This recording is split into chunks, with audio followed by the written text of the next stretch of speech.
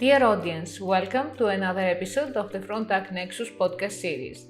I'm Ioana Dandelia, Communications Manager at Reframe Food, the organization responsible for driving the conversation about this important initiative.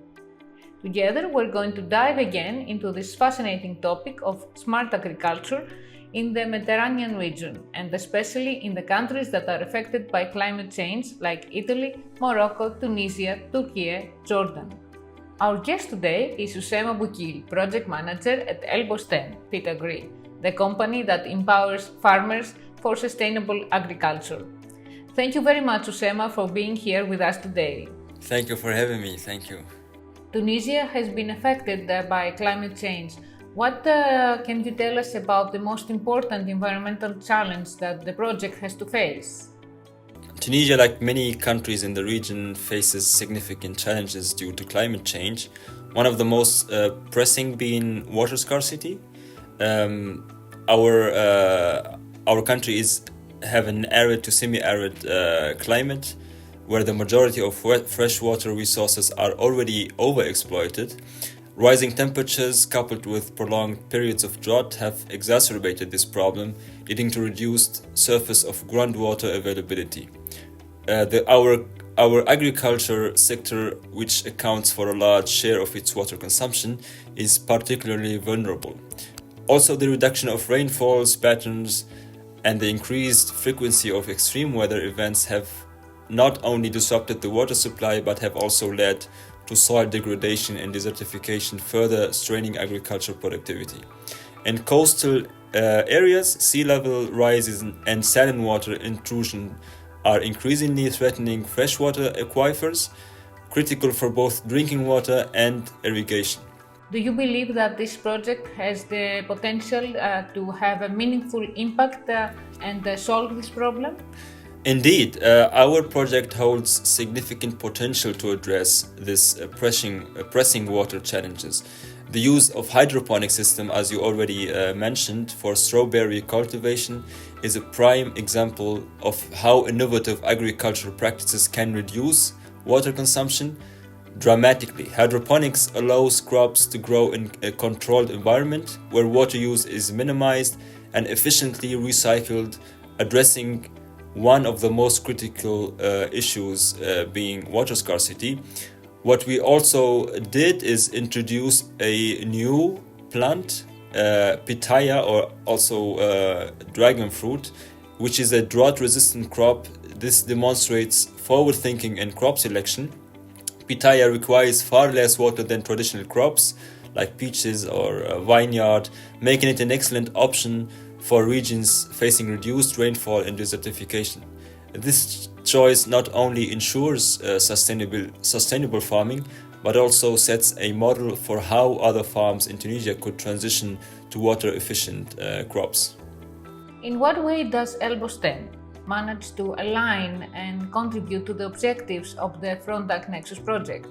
Our agricultural and renewable energy initiatives align closely with the objectives of the FrontAg Nexus. Other than introducing the hydroponic system and the cultivation of pitaya, we are using solar panels. We installed solar panels on our farm, which indirectly supports water conservation efforts as well. By generating the renewable energy on site, the farm reduces reliance on water-intensive energy sources like thermal power plants, which consume large amounts of water for cooling purposes. This integration of solar energy with water-efficient farming practices creates a sustainable cycle that addresses both the energy and water aspects of the WEFE Nexus objectives. While we cannot alone solve the Tunisian national water crisis, it serves as a scalable model that, if replicated across the country, could have a significant cumulative impact on water conservation and agricultural sustainability. Through the intelligent use of water efficient in hydroponics and the renewable energy, Elbosten, we are making, I hope, a meaningful strides toward alleviating the water scarcity problem in its region. Can you provide us with a brief overview of the demonstration case you're involved in that you're working on in Elbosten in BirHalima? Our demonstration case focuses on implementing these sustainable agriculture practices that I already mentioned. The pitaya cultivation is the first element. It's a key element. The farm introduced this drought-resistant crop, which requires less water compared to traditional crops. Our second key element is the hydroponic system, which is a state-of-the-art hydroponic system which uses significantly less water, up to 90% compared to conventional farming. This system allows for efficient water recycling and optimal nutrient management, making it a highly sustainable farming method. The solar panels have been also installed to generate the renewable energy, reducing the dependency on water-intensive energy sources and lowering by that the farm's carbon print. And this diverse range of agricultural activities, including the management of vineyard and peach plants that we have already on our farm, ensures a continuous work for employees throughout the year. Speaking of benefits, what are the benefits of implementing the hydroponics systems? Yes, the hydroponic system offers several potential benefits, although honestly the initial results did not show increased crop yield, as this is our first experience with strawberry cultivation, particularly in a hydroponic setup, which is a complex problem. Despite the challenges of the crop yield, hydroponics is already demonstrating significant water savings. The closed loop system recycles water, ensuring minimal wastage, which is critical in regions facing water scarcity like Tunisia. The second argument to install hydroponic system is that hydroponics requires less physical space than conventional farming. Through the vertical farming, for example, this allows the farm to optimize limited land while focusing on refining techniques to improve the productivity over time. We could use minimal pesticides and herbicides in hydroponics. This controlled environment helps us to reduce the need for chemical input. That's very interesting, Oussama. In your opinion, what sets apart the conventional agriculture from the frontier agriculture in terms of the competitive advantage that we may have? Frontier agriculture that we are approaching incorporates advanced technologies and sustainable practices. The advantage is the precision farming. We can control how much nutrients we are using, for example, in comparison to the conventional one. The reduced environmental impact by minimizing the need for chemical fertilizers and pesticides, herbicides.